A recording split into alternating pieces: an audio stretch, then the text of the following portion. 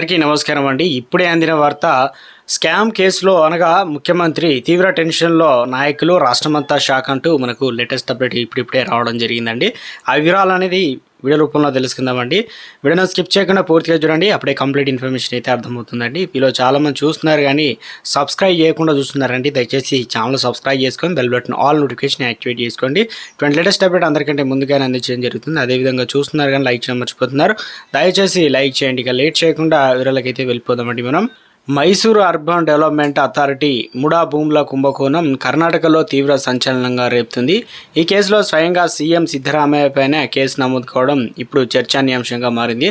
ఇప్పటికే ముడా కుంభకోణంలో తీవ్ర ఆరోపణలు ఎదుర్కొంటున్న సిద్ధరామయ్య తాజాగా ఈ కేసు నిందితుడిగా లోకాయుక్త పేర్కొంది.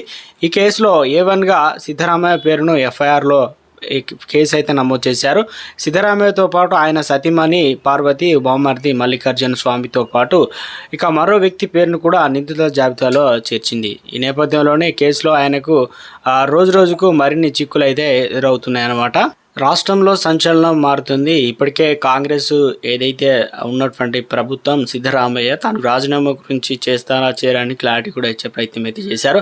సో మొత్తానికి పూర్తి స్థాయిలో ఈ కేసు సంబంధించి FIR నమోదు కావడం, ఈ కుంభకోణంలో సీఎం పేరు రావడం తెర మీదకి రాష్ట్రమంతా షాక్, ఇక దేశమంతా కూడా సంచలనంగా మారుతుంది.